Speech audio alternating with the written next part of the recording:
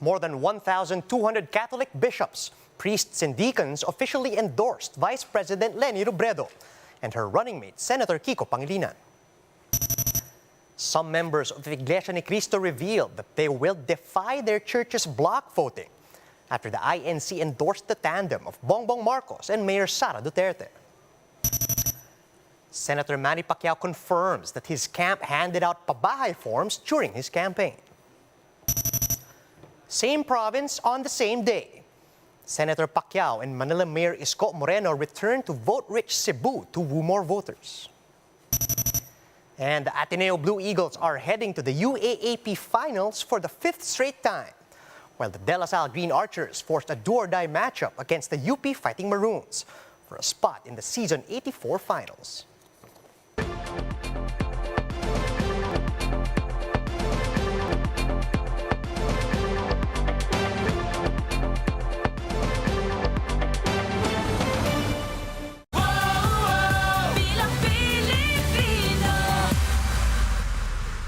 Fast, focused, and fearless. Here's everything you need to know as you jumpstart your day. I'm Charles Lejano. Over 1,000 Catholic priests have expressed their support for the Robredo-Pangilinan tandem. They admit that they were silent in the past elections, but now the priests say they're ready to take a stand for what's right. Laila Pangilinan with the story. Ang Presidente, Leni Robredo, Vice Presidente, Kiko Pangilinan. For the first time in history, more than 1,000 Catholic clergymen endorsed bids for president and vice president. This coalition of Catholic priests, bishops, deacons, and even lay people is backing the candidacies of Presidential Leni Robredo and her running mate, Kiko Pangilinan. Malinaw sa amin na si Leni at si Kiko dahil alam naman natin ang track record nila. Alam naman natin na sila yung nagsisilbi talaga sa mga mahihirap, lalong-lalo na, at sa buong bayan. Kung titignan natin yun yung mga mabubuting pastor. Dati, ang ating lesser evil, pinapagtsak mo, ilang eleksyon na ang ating pinagdaanan, lesser evil pa. Kaya ganito tayo, well, lesser evil.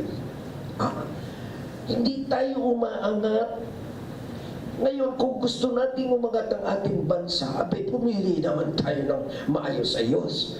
Yan ang ibig sabihin ng moral choice. Unique ito sa ating kasaysayan.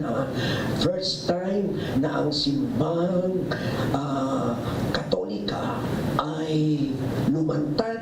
For the group, now is the best time to take a stand to fight disinformation and advocate for the truth. Dubhang kailangan ang mas konkretong pakikilahok ng simbahan sapagkat ito ay labanan sa panig ng totoo at ng buwad. Sa panig ng paglilingkod bayan.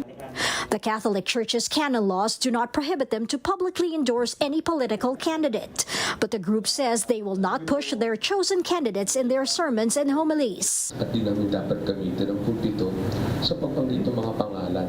Sapat na yung mga katangian ng mga mabubuting kandidato. Alam na rin naman nila yun. Matatalino rin naman ang mga Pilipino. The priests admit that the church could have done more in past elections to push for good governance. That's why these priests believe that it's about time to take a stand. Yung mga pare pala gigil na ialay buli ang kanilang buhay. Tatanong kita, handa ka na ba mamatay para sa iyong kawan? Noong pa. The Leni-Kiko tandem has yet to issue a statement on the clergyman's endorsement. But the tandem appears to be getting more and more endorsements as the elections draw near. On Wednesday, Robredo made rounds in Pantauraga town in Lanao del Norte. Local officials in the area expressed support for Robredo. Naging pangulo tayo, mas marami yung pwedeng itulong na talagang mararamdaman ng mga taga dito sa inyo. Surfers from Baler Aurora also backed Robredo's bid for president. They even made a Lenny Kiko 2022 word mark in the sea. A volleyball exhibition game was held by athletes at the Smart Araneta Coliseum. All these in support of Robredo. For News 5, Laila Pangilinan, we are One News. Some members of Iglesia ni Cristo are choosing to defy their leader's endorsement for the 2022 elections. Faith Del Mundo with the story.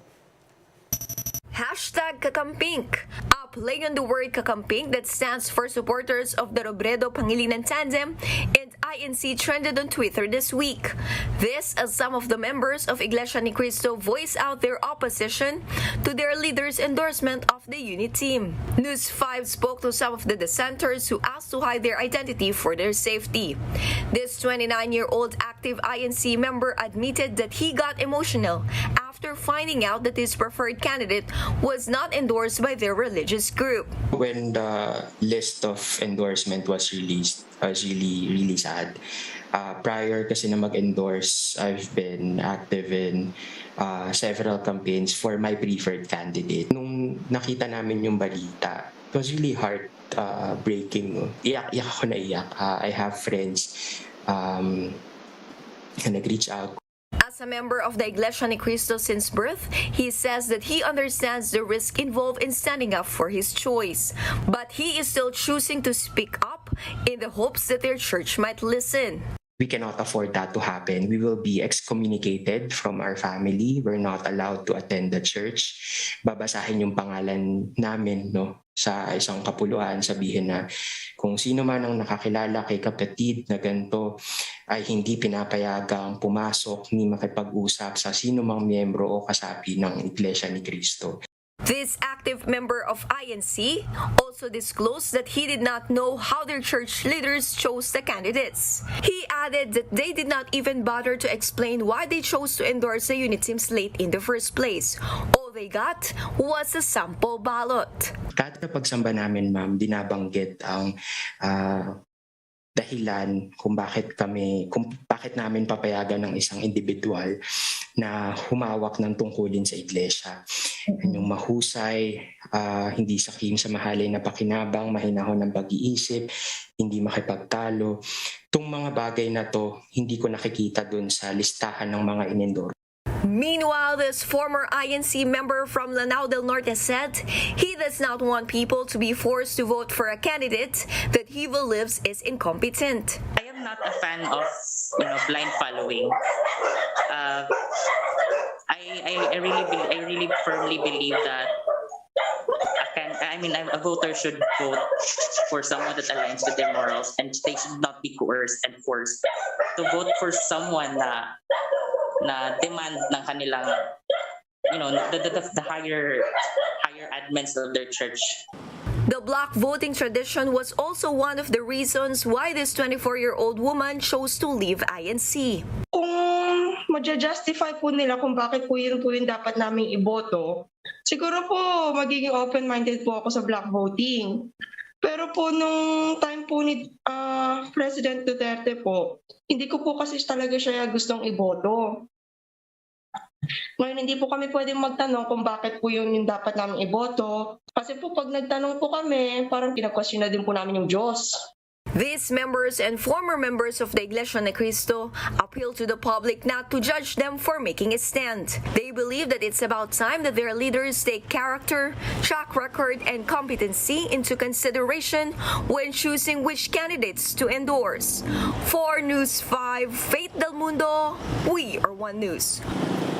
With just a few days left in her campaign, Vice President Leni Robredo returns to Mindanao, starting with Lanao del Norte, where town mayors endorsed her presidential bid. Gerard de la Peña with the story. Now that the campaign season is in its home stretch, Vice President Leni Robredo is wasting no time to court more voters in Mindanao. Her first stop, Lanao del Norte. She attended the rally in Pantauragat, where the town's mayor reportedly shifted to Robredo. Other mayors of Lanao del Norte also raised their hands. Just a couple of weeks back, the United Bangsamoro Justice Party officially endorsed Robredo, the first time for a presidential candidate. This despite other Bangsamoro Autonomous Region governors throwing their support for Ferdinand Marcos Jr. In her message, Robredo promised more help to the province. Kaya po ang promise ko sa inyo pagkatapos ng eleksyon kasi bawal ngayon, magko-confer po kami ni na Mayor kung ano yung pwede naming itulong na kabuhayan dito sa inyo. Siyempre po, pag naging Pangulo tayo, mas marami yung pwedeng itulong na talaga mararamdaman ng mga taga dito sa inyo. Robredo will conclude her Mindanao campaign with the rally in Dipolog on Wednesday night. She will also be in Oroquieta, Ozamis, and Agusan del Sur on Thursday for multi-sectoral meetings and rallies. Surfers in Baler likewise showed their support for Robredo. They made the Lenny Kiko 2022 formation in the middle of the sea. Robredo also made the video about her plans on jobs and livelihood, serving as her final appeal to voters. Kailangan din nating maiangat ang antas ng buhay ng bawat pamilyang Pilipino, lalo na yung mga nasa laylayan na halos mawalan ng pag-asa nung kasagsagan ng pandemya. For News 5, Gerard de la Peña, We Are One News. We continue to follow the campaign trail of other presidential candidates as they try to woo more voters with just 4 days left till the elections. Labor leader Calyodi de Guzman held his meeting de avance yesterday at the Quezon City Memorial Circle covered court. Calyodi explained he didn't want to hold his meeting de avance on the same day as the other presidentiables. De Guzman also admitted that he already accepts his low standing in pre-election surveys, but he takes pride in how far his campaign has gone. But this isn't the end of Calyodi's campaign, as he is still set to visit other provinces before the elections on May 9. Senator Manny Pacquiao campaigned around Cebu yesterday, and he also confirmed the existence of these so-called pabahay forms that were distributed all throughout his campaign.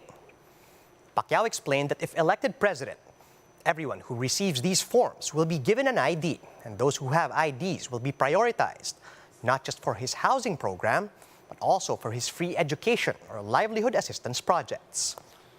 The senator also said that 35 million people have already received these IDs. Still in Cebu, Manila Mayor Isko Moreno once again returned to the province to try to gain more supporters for the upcoming elections.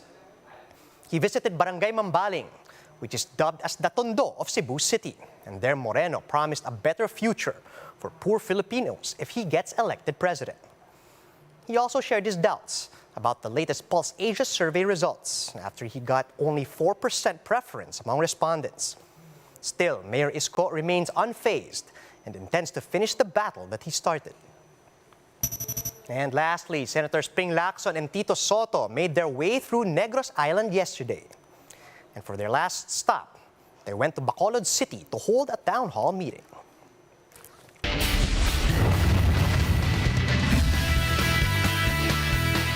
The Ateneo Blue Eagles ended the chances of the FEU Tamaraos to join the final round of UAAP Season 84, while the De La Salle Green Archers lived to fight another day after winning their first match against UP.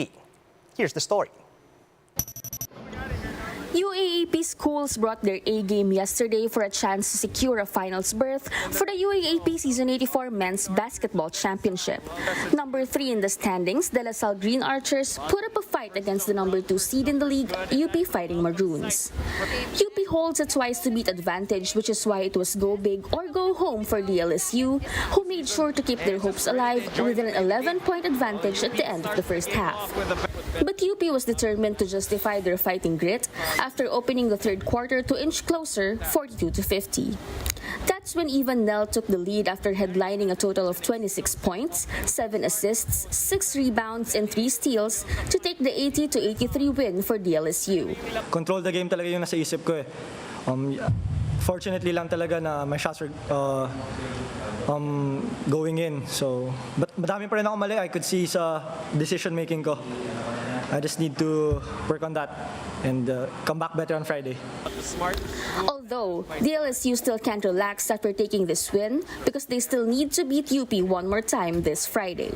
Of course, the momentum will be on our side, but we cannot just come in there and just play because we have that momentum. I think we just have to still work. We just have to practice well tomorrow and prepare because we know that UP is capable of coming back because they're not the number 2 team if they're not capable. Meanwhile, UP head coach Goldwyn Monteverde was stern in saying that this isn't an unfamiliar territory for the team. Ito naman din naman first time din nangyari sa amin. Kumbaga may mga games din kami before na hindi namin masyado nakuha yung rhythm na gusto namin. But minsan nangyayari yan. Importante right now, is just to know, makita namin ano ba dapat namin, where to adjust. Tapos sabi ko nga, sa ganitong klase season, wala ka namang panahon para sumama pa loob mo. Isang araw, dapat we need to bounce back and be ready for Friday's game. In Game 2, the Ateneo Blue Eagles flew high to end the FEU Tamaraws campaign after winning their match 85-72. Because of this, Ateneo is now qualified for the UAAP Men's Basketball Finals. Coach Tab Baldwin believes that the team has already moved on from their first loss of the season against UP. Didn't impact anything.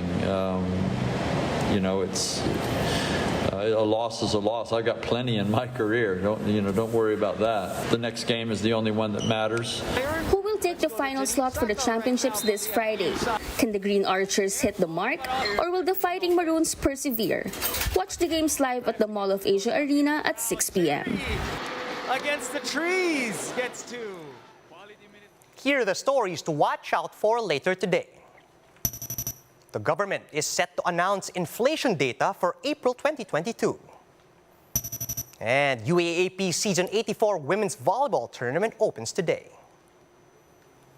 And that's how the day is shaping up to be. Join us later at 9 a.m. as we monitor the day's biggest stories from sunrise to sundown. You can also catch One News on the Signal Play app.